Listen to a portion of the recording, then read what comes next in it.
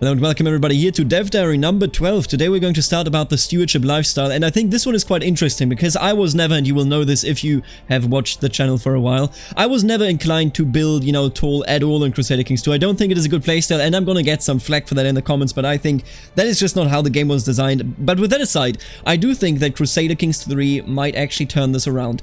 And I primarily say this because I kind of, what I see here leads me to believe that the bonuses are going to be more than significant from the buildings, and that it is indeed a good move to, for example, have just one character go for anything that is stewardship for just one life, and after that you are set for the rest of the game if everything works out. Now, with that being said, I do also want to say that this Dev Diary is interesting to me because it was always a question up in the air to me, how will the different lifestyles be, will they be in a symbiotic relationship? Will it be worth diving into a lifestyle tree and not actually completing it? They did say that completing it gives you significant bonuses, but I think, and I'm going to showcase this in this Dev Diary readout, or well, not readout, but in the video talking about it, I think that the Stewardship Lifestyle in particular is a lifestyle, or well, all of its focuses are, kind of leading me to believe that combining them with other lifestyles and other categories, other, particular playstyles, like being, for example, dreadful, or being, for example, someone that goes around and gets hooks on everyone, I think the combination of these different lifestyles actually is very beneficial, which I love. That is what I was looking for, because a person, of course,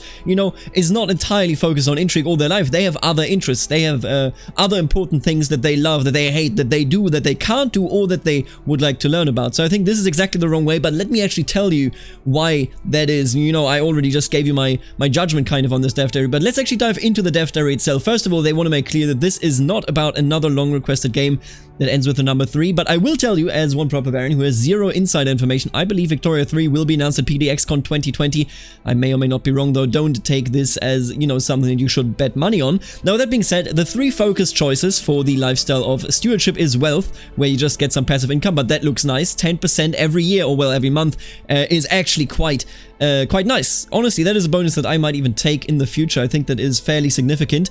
Beyond that, of course, the passive stewardship experience, and then we have domain focus. My land and the people under my care is my strength, focusing on domain grants, stewardship +3, so the stewardship bonus will obviously also result in some more monetary bonus, but here it's not directly monetary, it goes more into your skill. And last but not least, the duty focus. If you want to play House Stark, the bonds of loyalty that bind us do not constrict, they show the way. You get some stewardship, and you get courtier and guest opinion +20, which will surely safeguard you from hostile schemes, and at the same time, make everyone like you more, seeing as you're this honorable person that safeguards tradition and duty. Now, that being said, let's actually jump straight in here. All of these are obviously different, oriented towards different goals, but here comes the first focus tree. It is avaricious. They misspelled it here, don't worry about it. Avaricious means greed and being interested in material gains. It starts with something that is amazing. If you just get this and afterwards focus only on intrigue, there is so much that you gain from it. You can demand payment for hooks. Essentially, you spy on people, you get hooks. For example, you learn this person has an affair, or this person has murdered someone, or has done this or that, and then you can say, hey, I'm extorting you, give me your money. It is amazing because all of a sudden we're in a situation where we can combine 2 focus trees, and we don't even have to go too deep into the focus tree of avaricious to get golden obligations. It's right at the top, right over there. I'm a big fan of it, because this truly means that your character won't just be intrigue, he will be more well-rounded. He has some interest in stewardship. I'm sure that he would pursue stewardship to a limited degree. I think this is perfect. This is, the perfect entry point where you can see it is super good and it is super easy to combine different lifestyles. So I love golden obligations, especially it being so high up. Now, beyond that, avaricious, of course, does imply that there's a bit of an immorality to it. So you demanding payment, extorting people, practically speaking, is not as surprising if you are a very greedy person.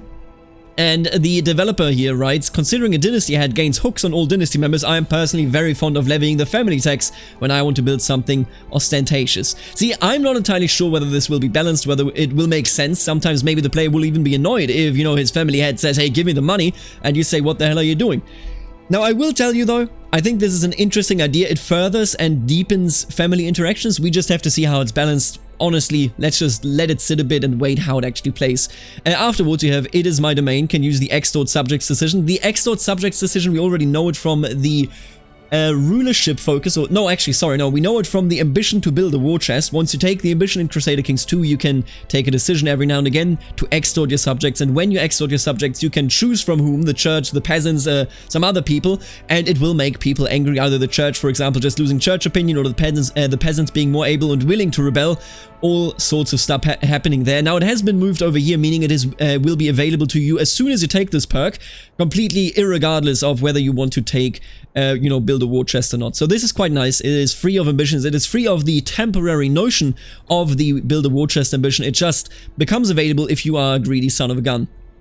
And here we go with the sell titles decision. I will be honest with you, when I read this at first, I was incredibly hyped. I thought to myself, hey, wouldn't it be nice? You sometimes do get events where someone says, hey, here's like 200 bucks, can I have one of your titles? And then you can either say yes, no, or I think there's even an option if you have the right traits to say, give me more money. But it was always something that was not in your hands. I was very, you know, happy. I thought maybe we can see a count or dukeship thing happening where people actually try to go ahead and try to buy your titles if you put them out for sale. But this is not about those titles. This is excluding those titles and only about small meaningless knighthoods and honoraries instead. Now, that is still interesting. I think that can, you know, if you need some money, you can make the people that serve you worse, because obviously you will not have the best people around anymore if you just sell those titles. And it is probably also a way to actually buy your way up, at least I hope so, that we can also be part of the other side of things here, instead of just selling it, that we can also buy it. But either way, a bit disappointing. I hope that there is some sort of mechanic where we can be a bit corrupt and sell some titles. It happened in real life. I mean, what do you want me to say? I'm not gonna dance around it. It would be very, very cool. But right now, this is of course, you know, serving just your monetary needs and giving very little benefit, except maybe some prestige bonus, although the dilution of the concept of nobility could also be a cost of this. Typically prestige, of course, you give something out to an incompetent person. How much you make depends on the gullibility of your subjects or to what degree they find ways to turning the situation to their advantage or not. I do not know what that means. It is very nebulous, but I hope that this will, you know, essentially have an impact. I would hate if it's just like you sell a knighthood and then you still have like 6 other knights and all those knights make it so that the other knight will never have to be used. I would love for this to actually have an impact, but honestly right now I don't see that much. Then we come to the passive stuff that always happens. We also had it in the intrigue trees. Vassal tax contribution plus 5% is nice, and then Republican ruler opinion plus 20, Republican tax contribution plus 10%. There have been people, especially for example in the Holy Roman Empire historically, that were more friendly towards people of, you know, city-states. The free cities, of course, of the Holy Roman Empire were very special cases, and it makes sense that if you have a ruler who cares more about them, who cares more about the business and keeping the economy afloat, that the city-states would be more positive towards you. And then down here, we have a bit of a, I guess, a quip towards modern circumstances. War Profiteer, I mean, in the developer diary, the thing, of course, is not just a modern phenomenon, but War Profiteer, monthly income while at war plus 25%. Insanely beneficial. 25% is huge. I almost want to say it's overpowered, but none of the numbers are of course finalized, but this so very much encourages being an aggressive and yet stewardship oriented character. I can see this making a lot of sense if we choose any of the lifestyles from the martial category, although we do not know yet what those look like, but I can definitely see a huge combination there between being a warmongering bastard that goes out and destroys everyone standing in their way, cursed by all and feared by all as well, and at the same time your realm is like, we gotta keep the machine going, we gotta keep the machine feeding, create more, you know, lances and whatnot. I think the economy would of course benefit from that if you gear it towards that, even though that sounds a bit strange. We're not in the 20th century yet where you can properly gear an economy around, but I think the principle of it is very interesting, especially for synergies between different lifestyles. Again, in my opinion, the actual theme of this dev diary, despite it saying that it's about stewardship. Speaking of keeping your realm at war, money can buy a lot of things, but only dread can buy you an eager and willing army. Fearful troops, men-at-arms maintenance per dread minus 0.5%. So you will be able, if you are feared and have this focus, you will be able to go around and essentially pay your men-at-arms less because they are not able and willing to resist against you. They fear you. I think this, again, you know, just to bind it into the theme here, a very good example of synergy where you don't actually have to go through the entire perk tree, you just have to pick this one up and you will be good to go because people will fear you, it will all be cheaper and you will get huge bonuses. Another incentive to just roleplay actual characters with depth and different skill sets instead of just a single skill set like just intrigue, just dread, you know, that sort of stuff, just torture, etc, etc. I think it is perfect. Now, last but not least, you get the avaricious trait if you finish the tree by providing you with a small boost to stewardship and a sound direct boost to your monthly gold income. I think probably one of the, if not the worst traits that we have seen so far from its description, but I don't think it has to be that amazing because the tree itself is already amazing. It is something that I didn't think we'd see. I really like it. You don't have to complete the tree to get something that is worth it. Instead, everything before it is already worth so much. Now let's move on to the architect, because the architect is also quite interesting, yet again feeding into the idea, can we actually go through to have a playstyle that is building tall and fairly equal to building wide. Now, they did already say, and I want to point that out for people that criticize me for hating building tall so much, but they did already say that, and I quote here developers, they did already say, not quoting them directly, just for the record, but they did already say that at the end of the day, playing tall is not the playstyle that they had in mind, that they have envisioned here where, you know, they want you to do that entirely, but I do think they encourage it more, much more than Crusader Kings II. Of course, you have building slots, making every single building that you build more important, and making every single domain holding that you can have much more important on top of that. Right here, we start very strong, cutting cornerstones. You get, you know, gold, piety, and prestige cost down, and then that is for both buildings and holdings. It's nice, it's a very good start, a very, you know, I think, fair start. It's not overpowered, but it's a good start if you want to have a character that focuses primarily on this topic. Beyond that, you have the building construction time down and the holding construction time down. Again, only the second perk, and it is already so strong where you can say, I can at a very young age, because I assume you would be like maybe 25, maybe 26 when you pick this perk, maybe even younger, probably have it wrong here, maybe like 22.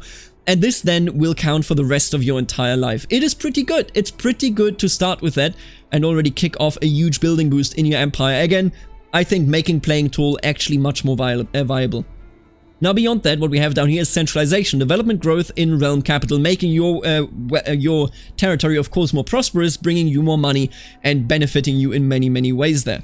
So I think this is quite nice. Development reminder can of course go down if your province gets raided and so on and so forth, so this is something that you have to watch out for, but I like the idea of actually being able to just passively boost up your economy, but not in terms of just you get more money because you get a higher percentage of taxes, but in terms of, hey, my country is actually more prosperous. We could already do that with the prosperity stuff that was going on in Crusader Kings II, but I think this is a much better decision here because it's just something that you can pick up so early. Now beyond that, we have down here divided attention. You have more domain limit. Again, wonderful if you want to have a, you know, small but very well organized kingdom. And then down here we have popular figurehead, popular opinion plus 50. We saw that in one of the earlier diaries where we had popular opinion as a province modifier, and this is pretty big because it would mean that you can, for example, you know, be a greedy bastard, take some property of your peasant underlings, and the peasant underlings will say, I guess he kind of deserves it, you know, we like him, don't we? And I think this is a very good addition, again, for the synergy between different trees. I need to stop just bringing up the synergy, but I love that that is actually a thing. Back in the day, of course, in Crusader Kings II, well, back in the day, we still play it to this day, don't we? But back in the day, any focus would practically be exclusive from one another. So, for example, if you get a lifestyle of, let's say, the hunter, then the hunter is your lifestyle. There's no other lifestyle. You can get some bonuses and whatnot, of course, from the other focuses, but you will never get this big of an impact as you can have here. Your person will no longer be defined just by, you know, some fairly 2D character traits like, I'm a kind person, then every decision you take is kind. But instead, he will be defined by the life he leads or they lead. For example, he can be an architect, but also he can go out and be a cruel torturer. A horrible man, but, you know, he's done so much for the people. Why can we, how could we complain? I think this is pretty cool. This is a very good attempt to kind of mix it up and to add more dimensionality to Crusader Kings as a franchise. And beyond that, we have defensive measures, fort level +1, garrison size +20%. Again, fairly huge if you want to go on and play a tall realm. Organized muster rolls, levy reinforcement rate +100%. I mean, now mix that with the war taxes that you can practically raise, and then you have a wonderful situation. Let's say you go this, right? Then you go war taxes, Herregeld, and then you go with the no, war profiteering. That's what it's called. Sorry. Then you go levy reinforcement rate, and you go dread. So you pay less for your men-at-arms. You have more levy that is just able to be raised at all times, and you make more money once you're at war. It is amazing. I really love the idea of mixing all of these different possibilities up. Now, down here we have Taxman, collect tax effectiveness +25%. That's pretty good, although it is also, at the start here, you can see, so cuttings, cornerstones, and Taxman are both beginning perks that you can pick, and then it culminates down here with organized muster rolls and centralization. Now, that being said, all this ends up to Architect. A trait is going to keep your realm constructing around the clock. Not only does it grant you a stewardship bonus, but it further reduces the building construction time. That is nice. That is real nice. You know, let's say you can be like maybe 30 when you pick up your first proper lifestyle. In this case, if you invest fully in that tree, and all of this is just me guessing, I don't actually know, guesstimating, I guess. I don't actually know how far you can get in what amount of years. It also depends on the perks and the ideas that you take, you know, how many decisions you take that are beneficial to, for example, stewardship, etc., etc. Now, that being said, Let's move on to administrator. Now, I wouldn't begrudge the more nobility and obligation-minded among you if you have started to think that stewardship doesn't offer you anything. Making money is precisely why you have a steward to assign work to, after all. But don't be so quick to judge. No matter who you are, you're going to have annoying vassals and possible lieges to deal with. And boy, do we have a tree for you.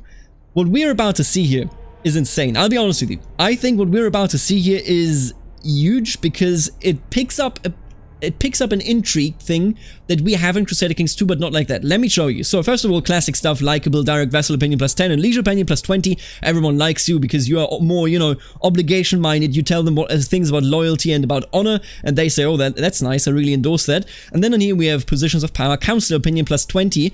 Then down here, we have your vassals are less likely to join independence factions. Quite nice. Passive bonus to make it so that your vassals behave better because they think that, of course, independence factions are against the idea of loyalty. Then we have chains of loyalty, domestic affairs efficiency plus 25%, so you can make it so that your chancellor is more efficient at making your vassals like you. Again, more stability-minded is something I think that you want for a wide realm, but you are, you know, maybe you have many different cultures around your realm. In that case, you probably want to have this tree to make people like you more instead of playing tall. I think it is quite nice, but what we have done here, I mean, monthly tyranny minus 0.05, that's fine. Mass level levy contribution plus 10%, also nice. So essentially, there's a mix here between wide buildings where, you know, you can contain a bigger realm easier, and then tall buildings where vassal levy contribution, depending on, you know, you just having a small kingdom, but your vassals give you more. All of it works.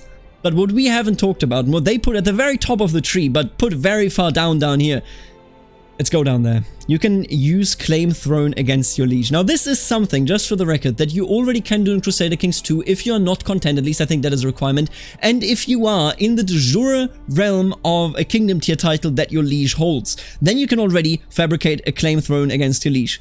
But in Crusader Kings 3, you have to dive into the stewardship route. You have to understand that, you know, you start somewhere, for example.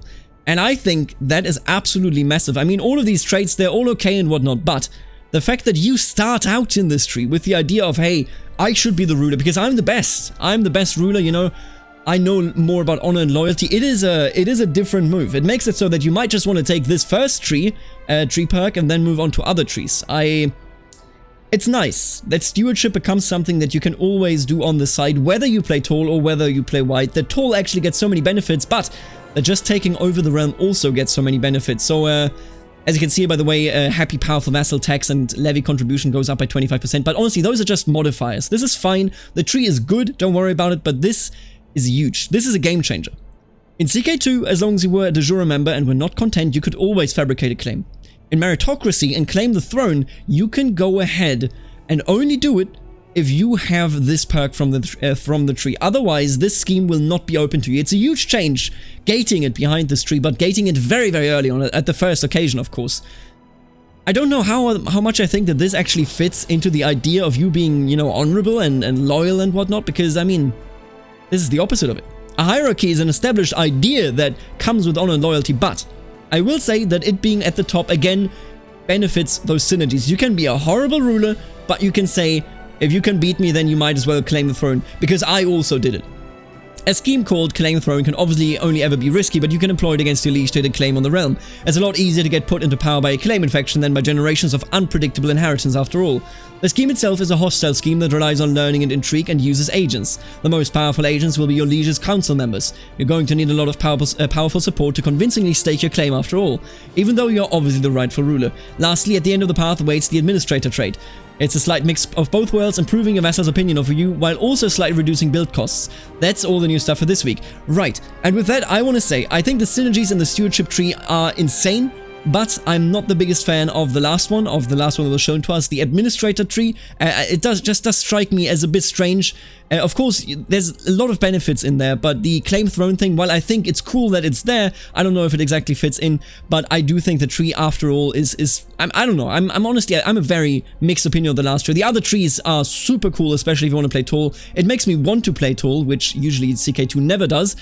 But the last one just, you know, so many mostly mostly passive stuff that I don't think is that engaging, but this being the first thing, meritocracy is a huge boon for this tree, of course, but it's also a huge boon for dipping into the tree and then never going down the rest of it. Now, of course, the benefits are nice, but it's all passive, kind of boring. Not that interesting if you ask me. Now beyond that, what they say and what is very important to me, notes on modding. Before I go, however, I want to highlight some parts of the moddability of the system. There were a series of questions following last week's dev diary, and I should elaborate on those a little. The structure and setup of the different perk trees is scriptable, which means they can that one can easily add things, move things around, set different requirements for each perk, etc. And as someone asked, it's also possible to make all perks in a lifestand from a single tree, instead of big 3 separate ones. And it's possible to have multiple entry points and endpoints for a single tree. When it comes to what a modder will be able to make a perk do, well, pretty much anything. Giving character modifiers, running specific effects, being used as a trigger for other things. If you can think of it, there's probably a way of making a perk do it. You can also make entirely new lifestyles if you have a good idea for one.